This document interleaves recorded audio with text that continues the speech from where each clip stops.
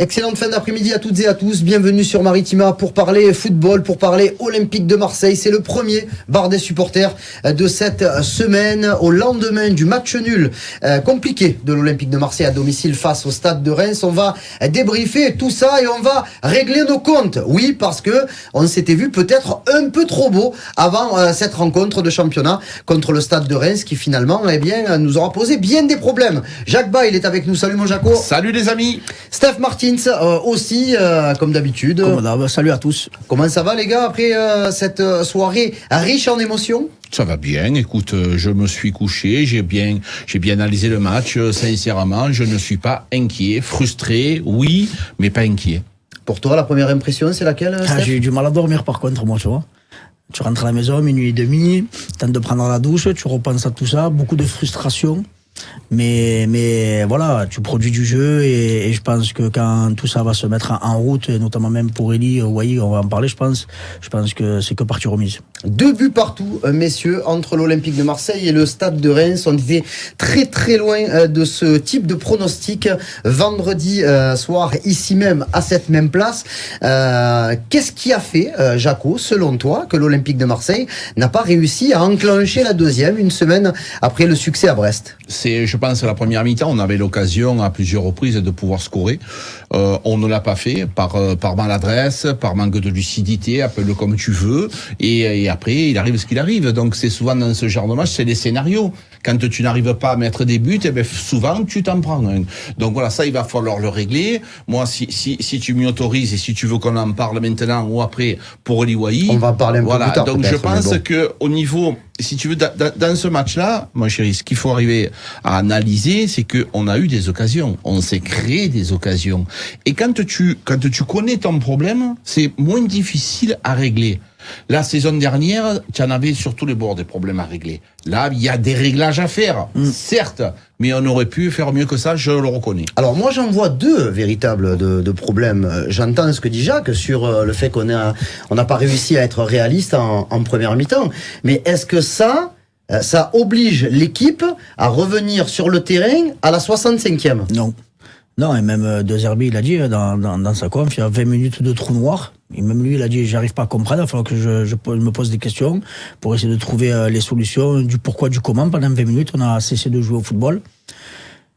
Oui, cette première mi-temps te fait mal parce que normalement, elle doit te permettre de plier le match, de rentrer en seconde mi-temps, de pouvoir peut-être tester d'autres choix, faire donner du temps de jeu à un Carbonnier, peut-être un peu plus, à faire rentrer Oro ou peut-être beaucoup plus avant. Si tu rentres avec 2-3-0 à la mi-temps, on est tous d'accord pour dire que c'était pas volé. Voilà, mais c'est pas le cas. Et le football, quand tu n'arrives pas à tuer ton adversaire, tu te fais punir.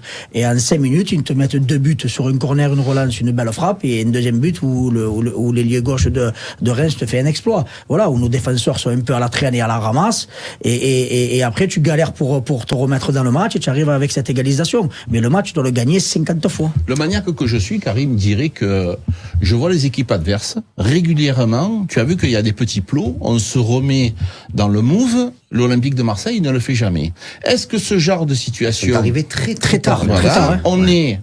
On est amorphe, les 20 premières minutes, on n'est pas rentré dans le match. Est-ce que ce genre de situation peut aider les joueurs? Je sais pas si ça je explique sais pas. Les 20 minutes. Mais mon poulet, je t'ai pas dit que c'était ça. Mais si tu veux, il faut essayer de tenter quelque chose. Ce n'est pas possible que 11 joueurs soient complètement à côté. On aurait dit des cierges, c'est pas possible. Il y en a pas un pour sauver l'autre. Donc il y a vraiment un problème général. Ils sont sortis du vestiaire, ils étaient pas dedans. Donc toutes les équipes adverses, ils font ces petits sauts. Est-ce que c'est pas aussi, il y a l'entraîneur qui les remet dedans, tu te remets, je sais pas, mais il faut tenter quelque chose, parce que là, franchement, c'est inquiétant. Alors dans tous les cas, on va pas commencer à s'inquiéter comme l'a dit Jaco, parce que on sait très bien que la méthode de Zerbi va prendre du temps. C'est pour ça qu'on a tous été un peu aussi, je dirais, entre guillemets, rassurés par le fait que pendant plusieurs mois, l'OM n'aurait qu'un seul match par semaine, avec la possibilité de s'entraîner, de répéter les gammes les unes après les autres. Après, dans tous les secteurs de jeu que l'on peut identifier sur les 2 premiers matchs, il y a quand même la défense qui est pas totalement sereine. Je dirais collectivement, on a eu sur le match de Brest Murillo, Lirola, Cornelius qui était en dessous. Hier, on a Merlin qui surnage parce que Merlin est un faux défenseur dans cette équipe parce que c'est par lui que le danger est venu par 2 fois sur les buts marseillais. Mais bon, que ce soit Murillo, Brassier et même Balerdi, sur certaines actions, notamment le but de Fofana, on n'a pas été serein, on n'a pas été dans la bonne agressivité, on n'a pas répondu présent au duel physique. Ah mais ça c'est clair. Et c'est ce qui est dommageable parce qu'on sait, on l'a dit à plusieurs reprises ici, que tu vas prendre énormément de risques avec le jeu de De Zerbi, avec des relances basses, donc ta défense va être très sollicitée. Et du moment où tu commences à être fébrile, tu le payes cash.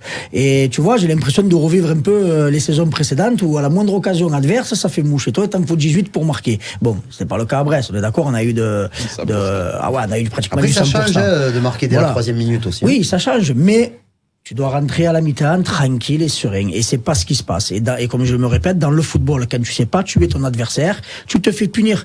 Maintenant, voilà, moi, il y a l'urgence aujourd'hui, avant de trouver un penchant à Eliwahi, pour moi, c'est un arrière droit, un réel arrière droit. Parce que le jeu a penché à 80% côté gauche, sachant, je sais pourquoi, parce que tu as un Enrique, un Merlin qui joue très très haut, qui dédouble, les deux font le travail. Mais tu vas pas avoir les 2 latéraux qui vont attaquer en même temps. Oui, mais c'est pas normal d'avoir un Greenwood qui peut t'employer un stade et qu'on l'a vu, toutes les actions dangereuses, elles sont quand il a le ballon. Il vient, il rentre, il provoque les frappes contrées que Wai met au-dessus. Le but, il est toujours bien placé et il a un ballon sur 15. Tous les ballons, ils étaient côté gauche. Certes, le but, il vient de là, Karim, il n'y a aucun souci. Mais quand tu sais le joueur que tu as côté droit, et moi, je pense que sincèrement, c'est De Zerbi qui leur dit, Merlin, avec l'apport offensif qu'il a et Enrique qui compense énormément en cas de repli, tu l'as pas à droite.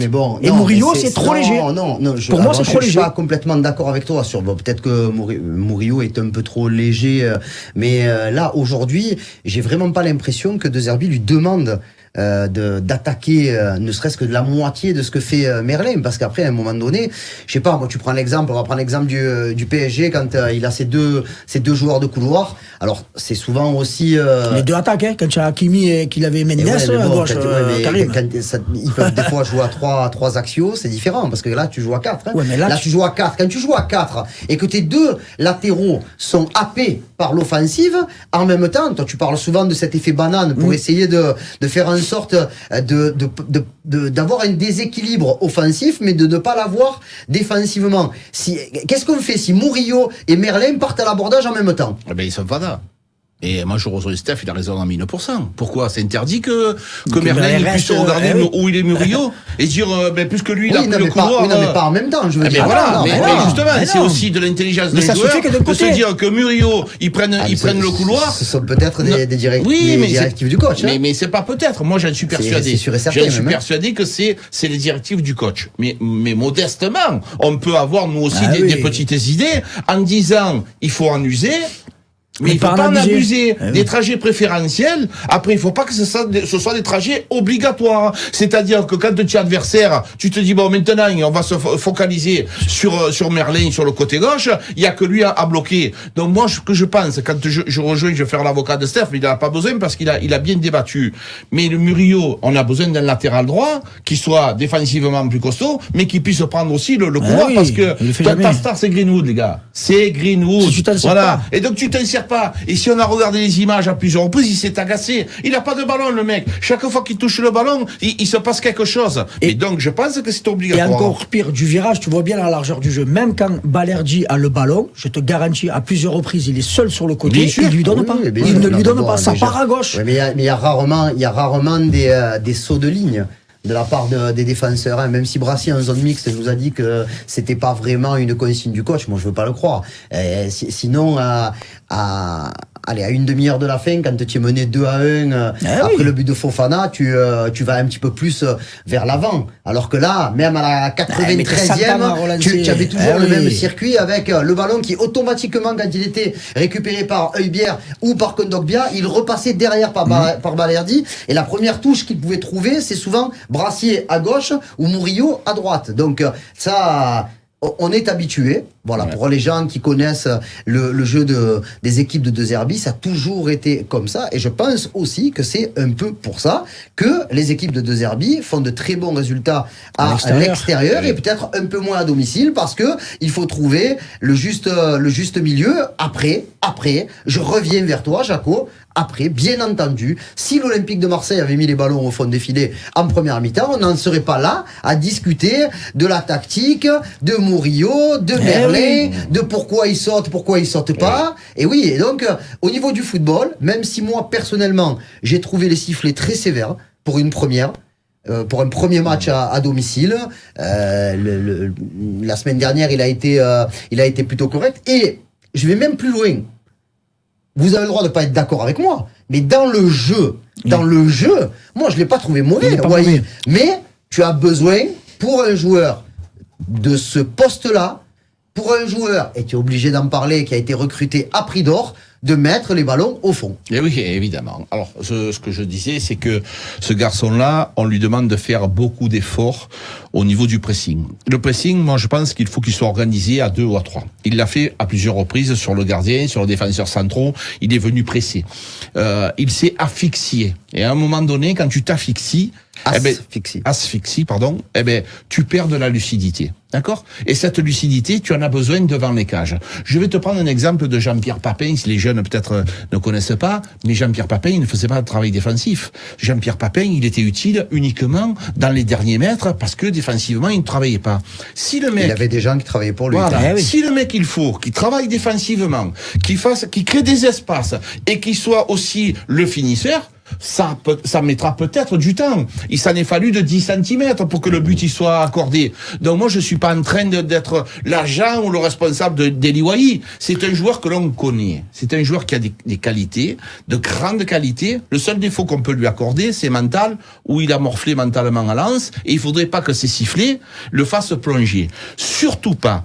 Parce que, les gars, il a du talent. Pied droit, pied gauche, ça cadre régulièrement. J'ai entendu certaines personnes dire que est-ce que c'était pas un feu de paille l'année de Montpellier, mais c'est pas un feu de paille, le mec, c'est un incendie. Il a fait un ravage pendant un an. Vous êtes en train de me dire que c'était un feu de paille. Et il n'a que 21 ans. Et sûrement.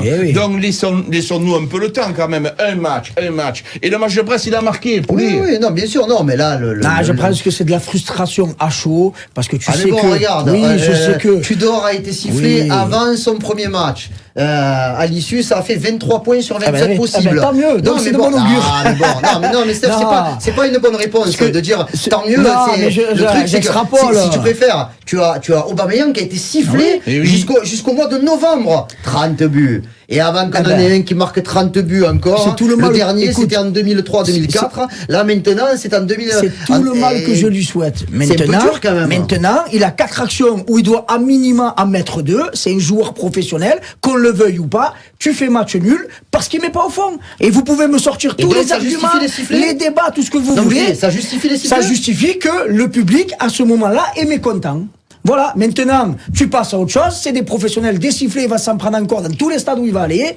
J'espère qu'il a le mental, le moral, les qualités, il les a. Est-ce qu'il va marquer plus de 10 ou 12 buts? Moi, je pense que oui. Parce que c'est un très bon joueur de ballon. Mais en tout cas, hier, il est passé à côté. Il est passé à côté, Karim. Le mec qui ne met pas les ballons au fond, j'imagine, puisqu'on a tous joué au ballon, quand on faisait pas un bon match, on avait la tête sous l'eau. Mais c'est le premier à être content. On avait la tête sous l'eau. Et donc, si par-dessus, tu as des gens qui viennent te dire « Oh, tu es nul, oh, tu es ci, oh, tu es là », tu n'es pas sous l'eau. Tu es au niveau des mégalodons et compagnie. Mais c'est le premier match. Faut pas, je sais qu'on exagère à Marseille, qu'on extrapole, qu'on multiplie par 10 000. Le premier match au Vélodrome. Oui, des actions qu'il aurait pu mettre. Mais on va lui accorder. Oui, bien sûr. Mais ça, on n'a pas dit le contraire.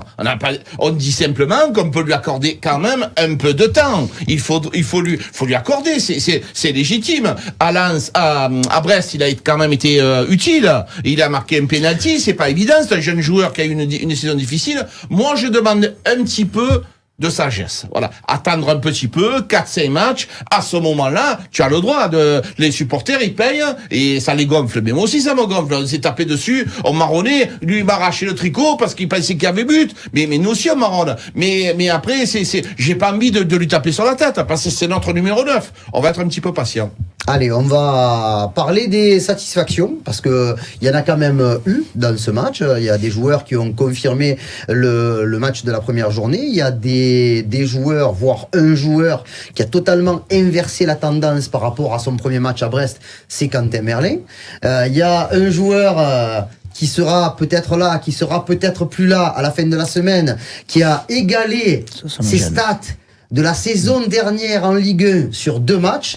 Amin Harit a marqué un but et donné 2 passes D à Brest. Voilà, donc je vais vous entendre un petit peu sur qui vous a plu, qui vous a le moins plu. Alors, qui m'a plu, pour moi, en numéro 1, Højbjerg, parce que sincèrement, il a été tout simplement impressionnant au milieu de terrain. Il faisait que donner de la voix. Quand il fallait tempérer, il parlait à tout le monde. Tu sens que c'est le patron. Voilà, il est un ton au-dessus de tout le monde. Après, oui, Amin Harit fait un match encore, pour moi, tout simplement exceptionnel. Première mi-temps. La deuxième mi-temps était un peu plus compliquée. Mais c'est un peu tout le monde qui est tombé en seconde. Mais sinon, mais comme il fait que les Marseillais n'ont pas joué pendant 20 minutes. Ça fait beaucoup. Et que certains joueurs sont sortis au bout de 25 minutes en deuxième mi-temps. Donc, mais sinon, il fait encore une très très bonne première mi-temps. Et juste pour revenir un truc, si Harit marque, c'est grâce à l'appel de Wai avant qui absorbe les 2 centraux. Donc ça, faut le dire. Donc il y a des choses qui sont moins bien faites, mais il y a des choses qu'il fait très très bien. Et je te dis, pour moi, je vois qu'il va dépasser les 10 buts. Après, tu as Merlin qui a été tout simplement stratosphérique. Bon, offensivement, c'est centre en retrait, toujours. Tu vois, on se plaignait qu'on n'avait jamais de centre à l'OM, ou que quand ils arrivaient à chaque fois au 5e poteau. Quand ça arrive, ça fait plaisir. Et après, la rentrée d'Euro, franchement, lui aussi, s'il fait, j'espère que ça sera pas, comme dit Jacques, du feu de paille, parce que ce qu'il nous a montré là, ça a l'air d'être très, très, très, très bon. Jaco, est-ce que tu es globalement d'accord avec ce que dit Steph, ou tu as d'autres joueurs qui sont sortis un peu du lot? Qui sont sortis du lot. Et Messon, par contre, j'ai oublié Messon. Greenwood. C'est mon pote. C'est le sang. J'ai bien aimé, bien sûr. Greenwood, moi, j'adore, c'est toujours utile. Mais trop peu utilisé. Oui, mais trop peu utilisé, mais il y a du talent, malgré tout. Il est auteur du but, encore une fois. Roux, il est tout simplement étincelant. Et après, moi, je n'oublie pas Højbjerg, ce qui est tout simplement un magicien, les gars. C'est un mec exceptionnel. On ne s'imagine même pas du travail qu'il a fait. Par contre, dans les flops, je vais rajouter Brassier. Brassier, j'ai besoin d'autre chose. Et surtout, je suis en train de regarder. Moi, ce que j'aime bien, c'est les fameux amortis. J'ai vu des phases de jeu où j'ai trouvé une difficulté, des relances approximatives, des ballons aériens. Alors, je vais lui accorder le premier match au Vélodrome, qui est jamais facile, parce que c'est un temple du football. Il y a pour lui, c'était tout simplement le premier match officiel. Et passé, le mec, c'est pas qu'il était à Paris Saint-Germain, qui vient à Marseille. Le mec, il était à Brest, frère. Ils sont 1400 spectateurs. Là, il y avait 67 000. Donc, c'est difficile. Hors taxe. Donc, je lui accorde un petit peu de temps. On reste sur Wai, Murillo, Brassier. Ah ouais, moi, ça change pas. Ouais, c'est ça. Après, Balerdi, sur certaines phases, comme tu l'as dit, sur le but, je le trouve un peu light. Et sur le deuxième but, Rémois. Mais oui, les joueurs qui ont été en dessous, c'est ceux qu'on vient de citer. Jaco, tu savais très bien que j'allais te brancher un petit peu. On va les massacrer. On a massacré qui hier soir? On va le massacrer, mais les gars, il a fallu de peu de choses. Effectivement, il y a eu de la maladresse. Et moi j'ai écouté un monsieur De Zerbi en conf de presse qui nous a dit ça s'est joué à très peu de choses. Et le scénario, si tu viens à marquer, tu vas me dire si. Oui. Mais les gars, il y a des occasions, il y a du talent, il y a de la qualité. Donc, moi l'année passée, j'étais inquiet de tout. Voilà, dans tous les secteurs de jeu. Offensivement, on est bon, on est très bon. Voilà, il y a des choses à régler. De Zerbi, il a des méthodes de travail, une méthodologie différente des autres, avec un temps certain qu'il va falloir pour pouvoir mettre en place ça. Je ne suis pas inquiet, voilà mon poulet. Je suis peut-être fada. Je te dis que cette équipe-là, elle va faire de belles choses dans le championnat de France. Alors, j'ai pas dit qu'on va être champion de France. Je te dis juste qu'on sera sans doute dans les 3 ou les 4 premiers du championnat de France et pas forcément à la 4e place. C'est ce que l'on espère. On va terminer, bien entendu. C'était le premier match au Vélodrome. Il y a eu un avant-match exceptionnel. La présentation des recrues dans une ambiance suivie de l'entrée des joueurs sur la pelouse et je dirais une entrée des équipes sous le jump de Van Halen, avec des tifos, des drapeaux, la fumée orange des Winners, leur tifo, ça a été vraiment une entrée 5 étoiles. Oui, voilà, mais ce public-là, ce stade-là, chaque fois que je le dis, tu peux dire ouais, mais lui, c'est spécial. Voilà, c'est spécial quand tu rentres dans ce stade-là, dans ce virage-là, et que tu vois, comme tu dis, l'entrée des joueurs, tu sens qu'il y a quelque chose. C'est pour ça que tu dis après, il y a peut-être de la déception quand dans les virages, tu donnes tout, tu fais tout ce qu'il faut et que tu vois que ça se joue parce que ça se joue à pas grand-chose, et que tu perds 2 points à la fin et qu'autant, dans plus de 30 journées, on dira putain, il nous manque 2 points pour être deuxième ou pour être troisième, ou tu vas jouer les barrages. Je te garantis qu'on va se rappeler de ce match. Mais le public, il est là et sera toujours là. Et cette ambiance-là, cette atmosphère-là, doit faire en sorte que les joueurs doivent se l'accaparer pour se transcender. Il faut pas que ça soit un frein. Parce que des fois, comme le dit Jacques, peut-être que pour certains, c'était leur premier match. Il m'a dit, j'avais l'impression qu'ils étaient un peu entre deux, qu'ils étaient un peu mesurés. Non, au contraire, ça doit te permettre de te lâcher. Greenwood, je pense qu'il a bien compris, parce que tu vois, quand il marquait, tu sens que ça y a fait du bien. Il a voulu un peu foutre un peu le why un peu de partout pour que ça monte la mayonnaise. Mais voilà, il y a tout. Tu as les joueurs, tu as l'équipe, tu as une équipe très technique, un entraîneur qui aime jouer au ballon, et tu as le public pour. Maintenant, il faut que toute cette alchimie-là fasse qu'un, et on va vivre des choses grandioses. Jaco, pour terminer, assez rapidement, parce qu'on va en parler aussi tout au long de la semaine, le Mercato ferme ses portes ce vendredi à minuit. L'Olympique de Marseille a des besoins. Où est-ce que tu ciblerais prioritairement, vu que Franck Macourt est encore venu voir un match où l'OM n'a pas gagné hier, est-ce qu'il va aider un petit peu la direction du club à aller chercher 1 voire 2 joueurs cette semaine? Priorité comme Steph. Latéral droit, impératif. Parce que dans le système là où tu demandes à Merlin de prendre le couloir, il te faut un latéral droit qui soit puissant défensivement. Et je trouve que Murillo n'est pas à la hauteur. Il a fait une très bonne saison derrière Jonathan Klaus. On se rappelle que Klaus était le numéro 1. Ça reste un numéro 2, et donc voilà, c'est ma priorité, c'est la latéral droit. Donc bon, et on a croisé hier soir Faris Moumbagna dans les entrailles du Vélodrome avec il avait encore les pansements et tout, donc il était en souffrance et il a dû souffrir aussi de voir cet Olympique de Marseille ne pas s'imposer face à Reims. Merci beaucoup.